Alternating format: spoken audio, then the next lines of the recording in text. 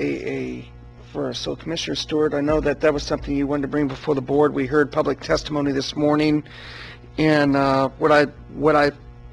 also want to say a big thank you to Commissioner Sorensen. I remember seeing the letter he had written back this last summer to our congressional delegation on that particular issue. It was very thoughtful, very articulate, and almost felt like maybe an attorney wrote that. But anyway, so I want to say that, and I thought it was very compelling, the public testimony on the different folks who are in agreement on this, and they are from all factions of the political spectrum, left, right, it didn't matter. So Commissioner Stewart, if you wanted to bring this forward to the board.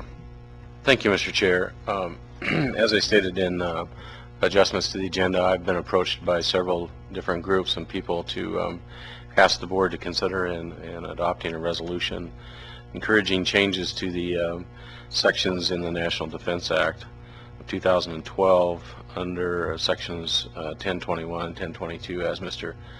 Osborne had clearly articulated in his public comment. I'm asking the board to schedule what they think is appropriate.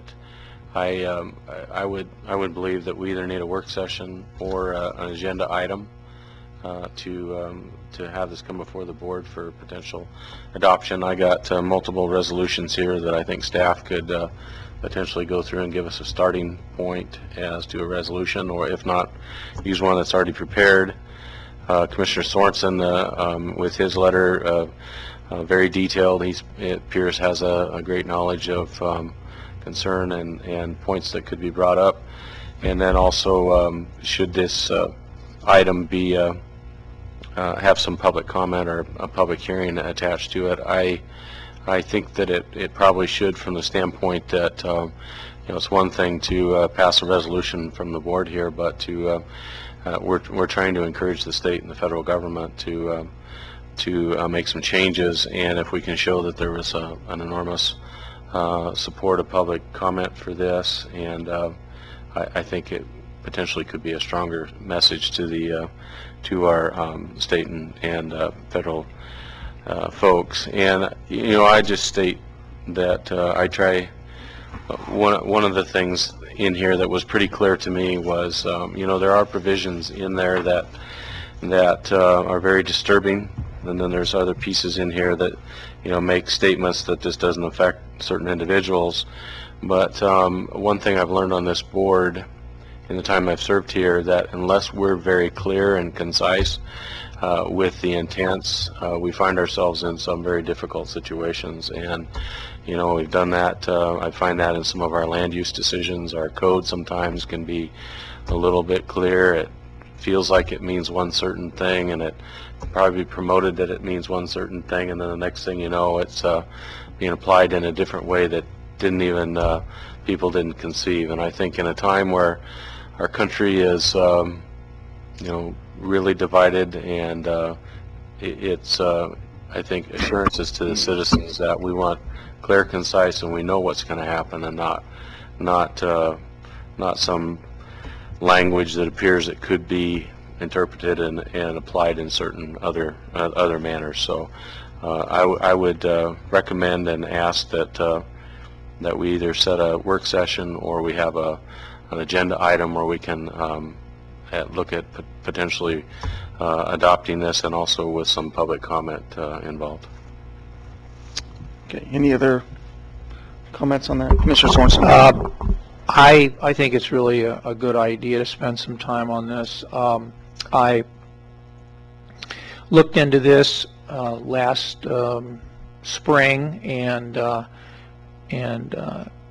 did a lot of research on it, actually, and I want to thank all the people that came today to testify about it, because I do think it's something where as Americans we do cherish our freedom, and we certainly have a lot of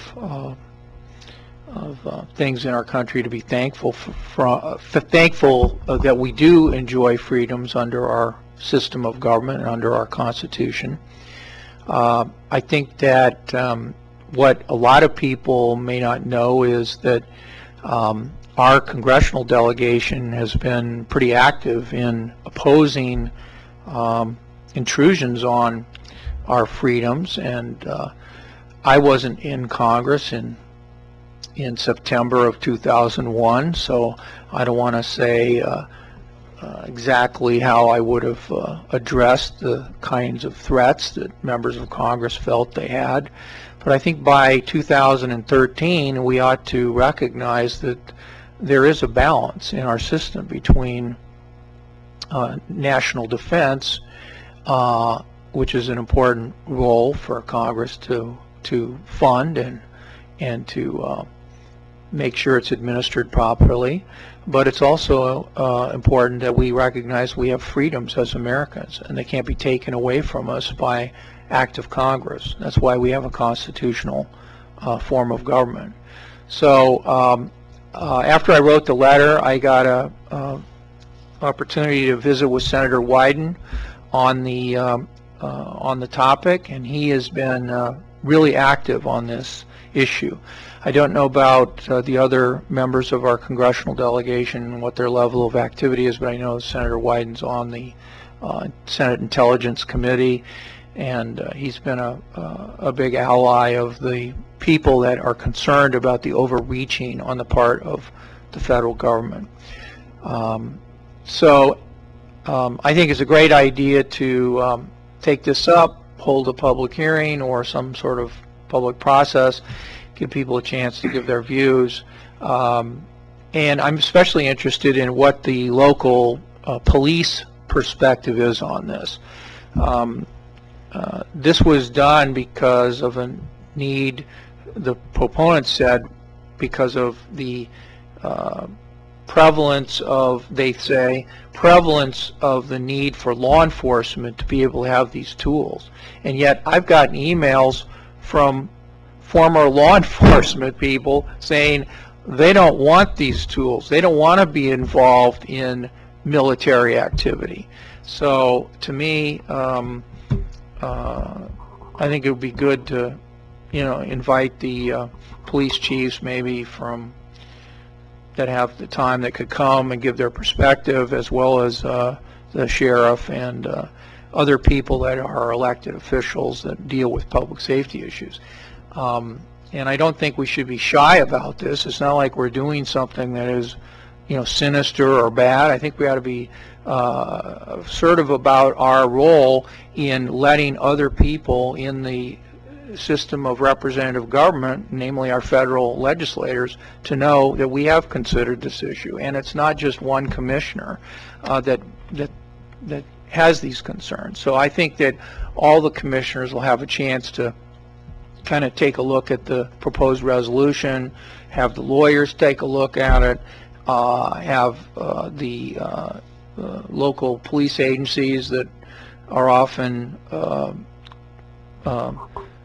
touted out by the proponents of this type of legislation as well. Local police also feels a need for this, and so I think that we're taking it, in a deliberative fashion.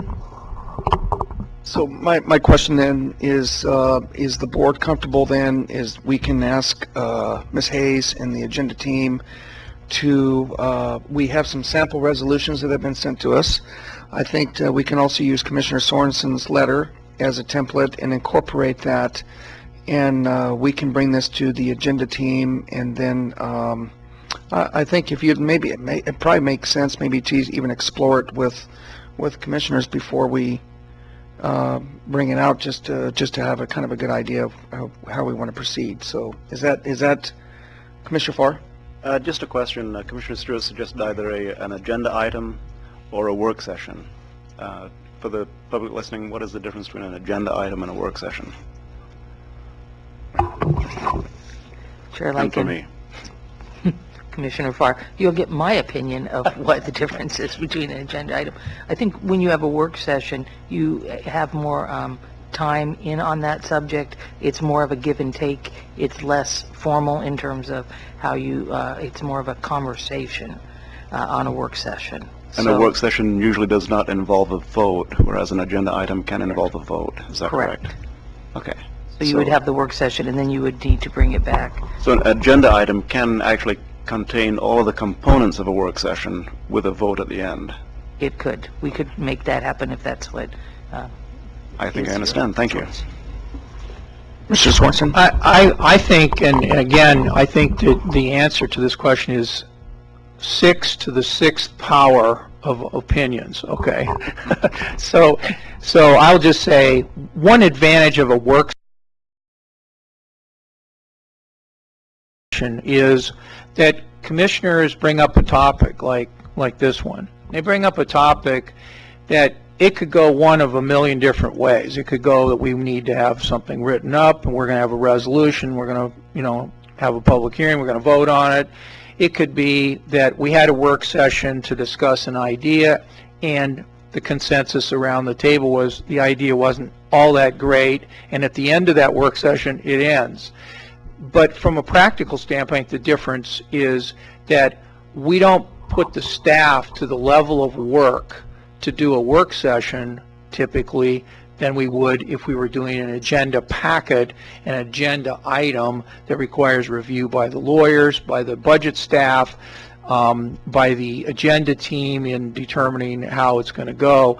And that's how I would describe this particular request is, and the one that I made. Let's just have a work session on this and see where it goes and see if there's interest in expending the resources that it would take. So that's the distinction.